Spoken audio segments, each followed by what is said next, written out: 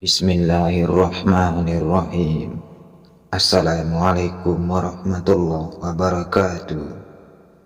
Sahabat Isra Official yang dirahmati Allah, kali ini kami akan menceritakan kisah tentang perang Uhud. Namun sebelum melanjutkan videonya, silakan subscribe dan tekan tanda loncengnya.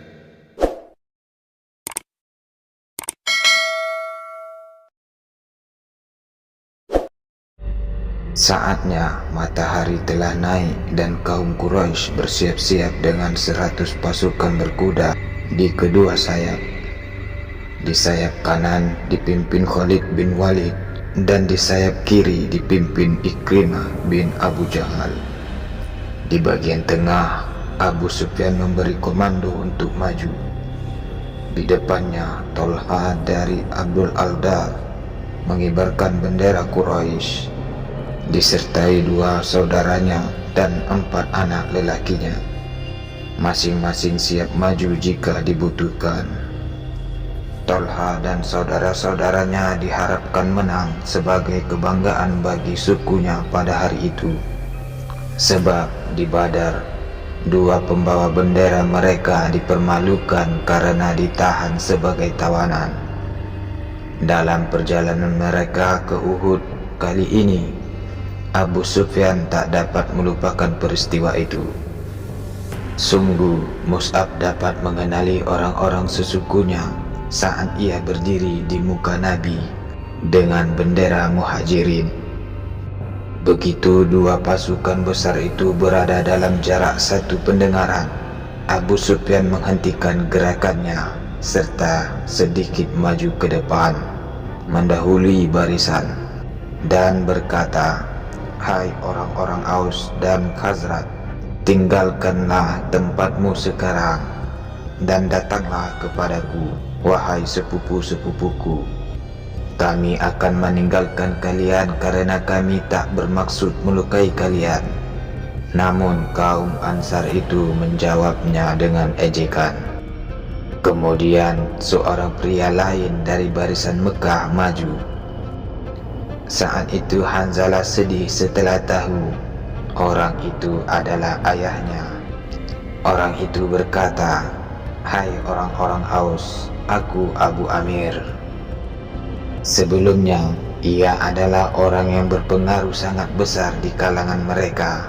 Namun pada saat itu, dia bukan hanya dipermalukan, tapi juga dilempari dengan batu. Maka ia pun mundur ke belakang dengan sangat cemas. Kemudian tentara Quraisy dikomando untuk maju, dan tidak jauh dari garis depan para wanitanya yang dipimpin oleh Hindun.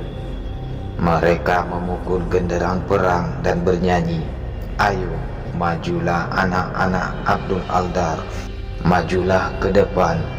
Engkau para pengawal garis belakang, hantam dengan setiap pedang tajam, hantam."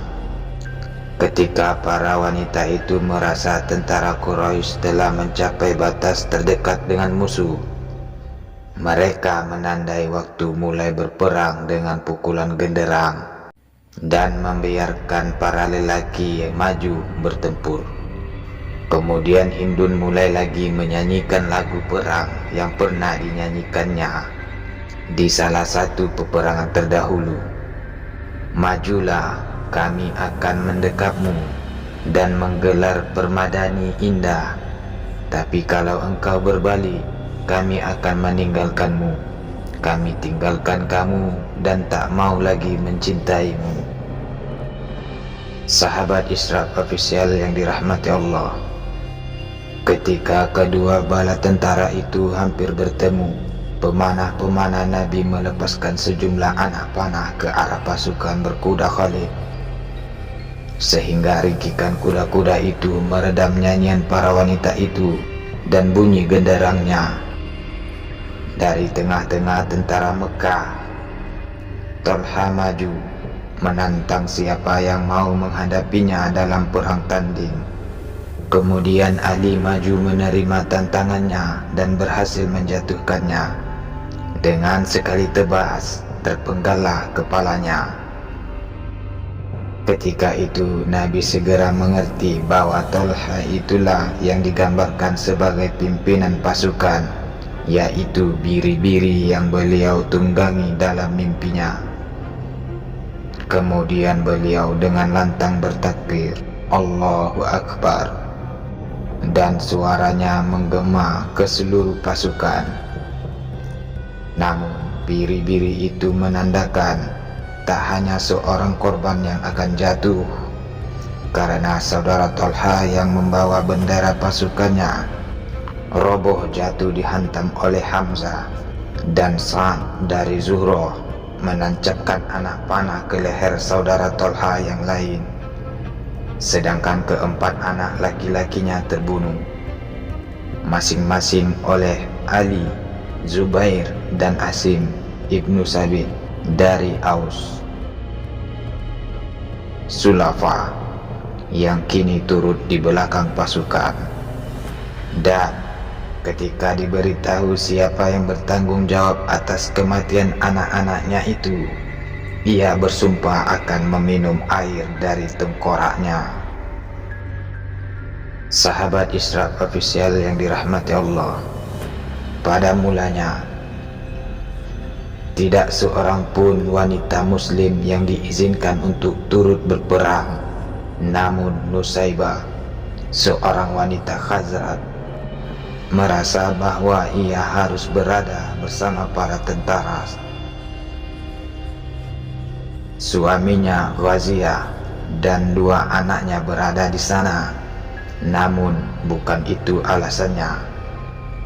Suami dan anak wanita-wanita lain juga berada dalam pasukan, tetapi mereka tetap tinggal di rumah.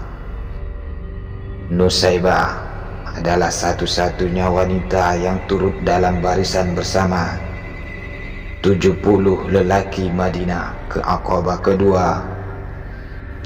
Ia merasa tak bisa tetap tinggal di rumah dalam keadaan seperti itu, maka ia bangun pagi-pagi benar, lebih pagi dari biasanya, dan mengisi kantong airnya dengan air minum, berangkat ke medan perang dengan maksud akan menolong pasukan yang terluka atau kehausan. Mau tidak mau, ia membawa juga sebilah pedang, sebuah busur, dan seikat anak panah. Dengan mengikuti jejak pasukan yang telah berangkat sebelumnya, ia mencapai tujuan tanpa kesulitan. Tak lama setelah perang dimulai, di kaki bukit tempat Nabi mengambil posisi di dataran yang lebih tinggi bersama Abu Bakar, Umar, dan para sahabat yang lain, Ibu Anas, Ummu Sulaim, memiliki gagasan yang sama dan datang pula membawa kantong air. Kelompok di belakang barisan juga diikuti oleh dua orang Muzainah, sebuah suku Baduy yang tinggal di sebelah barat oasis itu. Mereka baru-baru itu masuk Islam dan tidak tahu ada serangan dari orang-orang Quraisy. Mereka datang ke Madinah, ternyata kota separuhnya telah kosong. Setelah mendengar keberangkatan kaum muslim ke Uhud, mereka segera menemui Nabi dan memberikan hormat kepada beliau. Kemudian menarik pedang mereka untuk turut maju ke kancah peperangan. Sahabat Isra official yang dirahmati Allah, Abu Dujana memenuhi janjinya dengan serban merahnya. Beberapa waktu sesudahnya, Zubair mengakui, "Aku merasa sangat pedih ketika Nabi menolak memberikan pedangnya kepadaku dan kemudian diberikan kepada Abu Dujana.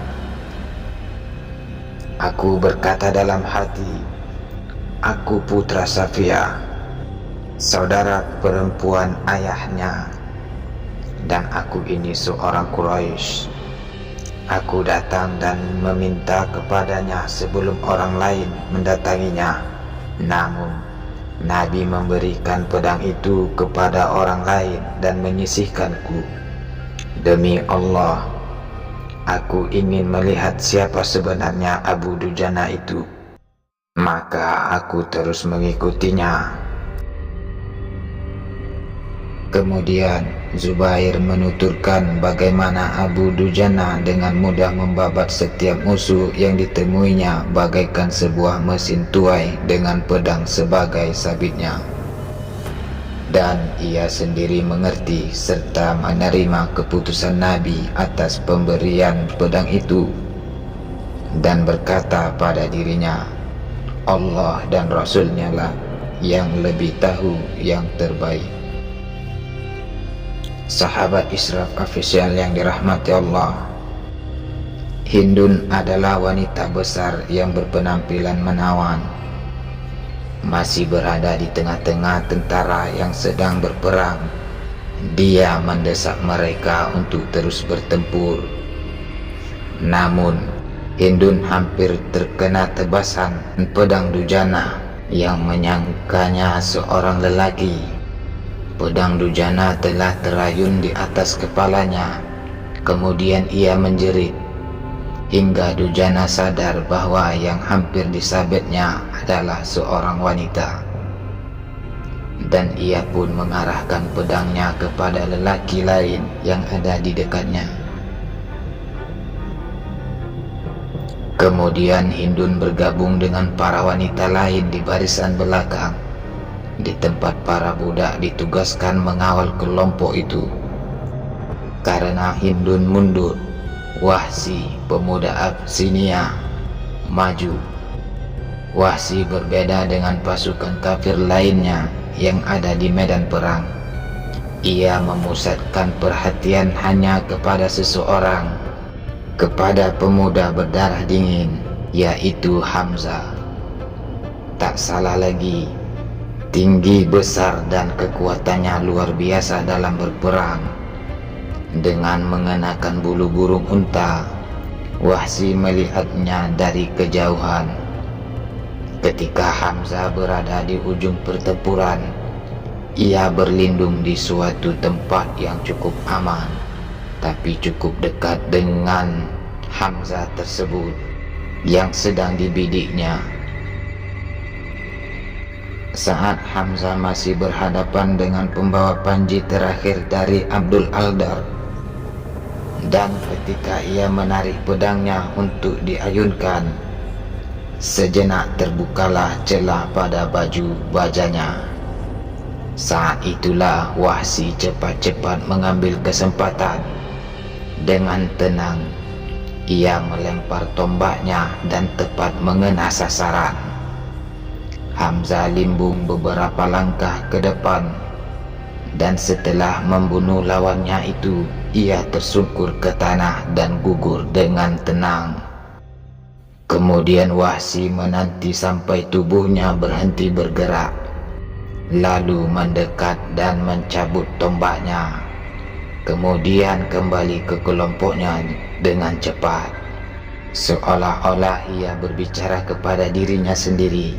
Aku telah melakukan yang harus kulakukan, dan aku membunuhnya demi kebebasanku sendiri. Sahabat Israf Official yang dirahmati Allah, kematian Hamzah sedikit meredakan rasa kekalahan yang mulai menyebar di antara pasukan Mekah. Orang Abyssinia yang lain, seorang budak dari keluarga 7 pembawa panji yang telah mati itu, kini mengambil alih sendiri panji tersebut, tapi ia segera terbunuh. Untuk beberapa saat panji itu tergeletak tak terurus.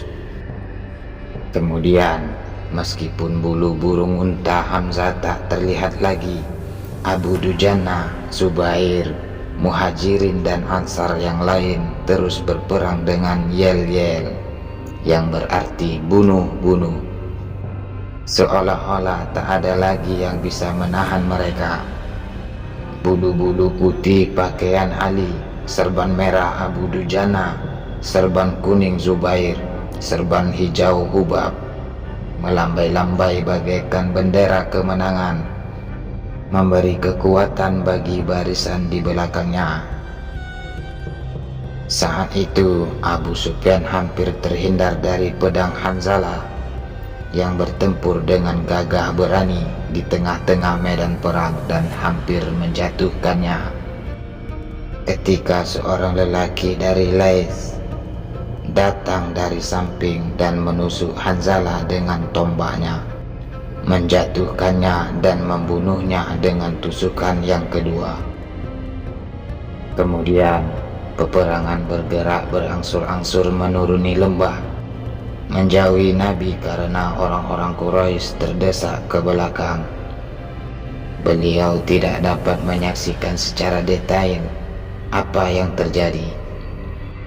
Saat itu mata beliau menengadah ke atas seperti seseorang yang sedang mengintai seekor burung. Setelah itu beliau berkata kepada mereka yang berada di sampingnya, "Wahai sahabat-sahabatku, sahabat kalian sedang dimandikan oleh malaikat," maksudnya Hanzalah. Dan beberapa waktu kemudian beliau berkata kepada Jamilah saat meminta penjelasan, "Aku melihat para malaikat memandikan Hanzalah di antara langit dan bumi dengan air dari awan dengan bejana perak." Maka Jamilah menceritakan mimpinya kepada Nabi. Karena takut terlambat sampai ke medan perang, suaminya belum bersuci seperti biasanya. Sahabat Israf Official yang dirahmati Allah, kaum muslim terus maju sampai titik terakhir pertahanan musuh yang mulai porak-poranda. Jalan menuju kemah mereka telah terbuka, dan di sana banyak pasukan berebut menjadi penjara rampasan perang. Saat itu 50 pemanah terpilih itu berada di jarak tertentu. Di antara Nabi dan mereka terdapat tanah melandai ke suatu dataran, lalu naik ke suatu titik yang menguntungkan mereka. Mereka dapat melihat barisan pertama dan teman-temannya yang berebutan memperkaya diri seperti yang telah diduga, dengan harta rampasan yang jumlahnya lebih dari mereka. Dengan sia-sia Abdullah ibnu Jubair, komandan mereka, mengingatkan mereka agar tidak meninggalkan pos masing-masing dalam situasi apapun. Mereka menjawab bahwa mereka tak akan meninggalkan Nabi untuk selamanya di sana. Ketika itu mereka berkata, "Perang telah usai dan kaum kafir telah kocar-kacir." Kira-kira 40 orang dari pasukan pemanah itu menuruni lereng menuju kemah, meninggalkan Abdullah yang kukuh, tapi secara fatal mengosongkan pasukan utama. Kemudian di tengah-tengah medan perang, dua pasukan itu bertautan rapat, sehingga tidak mungkin menyerang dengan berkendaraan kuda. Di sisi lain, mereka juga tak dapat menghadapi barisan belakang kaum muslim. Namun saat itu Khalid telah melihat apa yang terjadi dan menyadari kesempatan emas telah datang.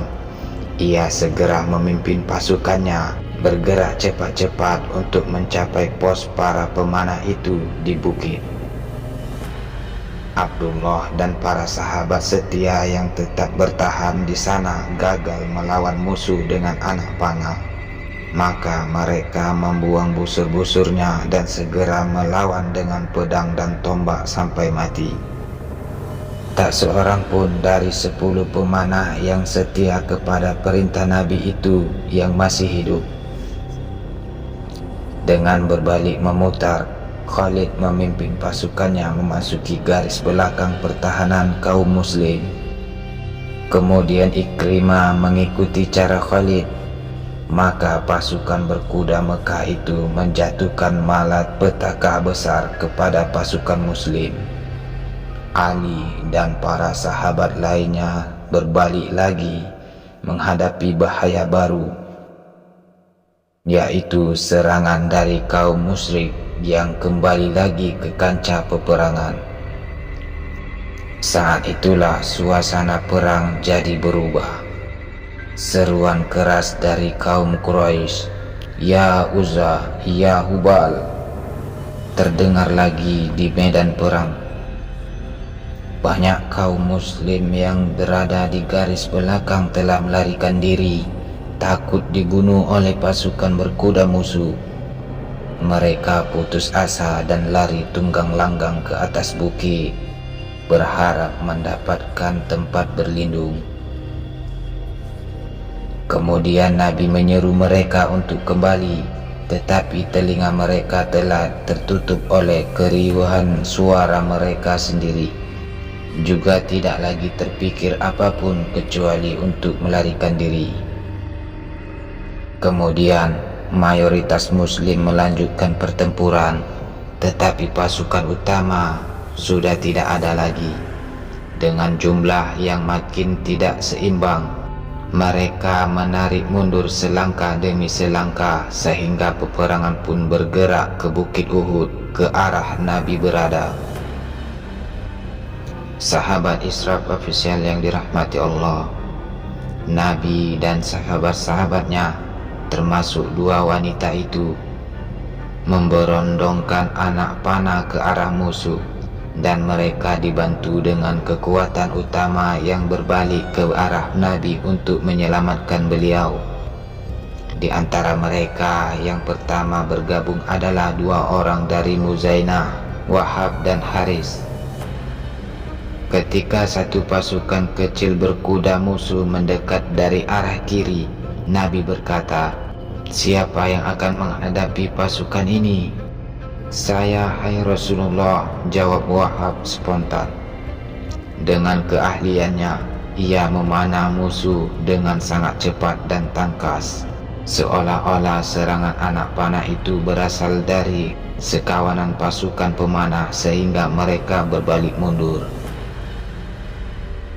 Kemudian datang lagi satu pasukan berkuda yang lain, dan Nabi pun berkata lagi, "Siapa yang akan menghadapi pasukan ini?" Wahab maju kembali dan melawan mereka seolah-olah bukan seorang diri, tetapi bersama pasukan pemanah yang lain. Lalu datang lagi serangan berikutnya, dan Nabi kembali menanyakan siapa yang akan menghadapinya. "Saya, hai Rasulullah," jawab Wahab lagi.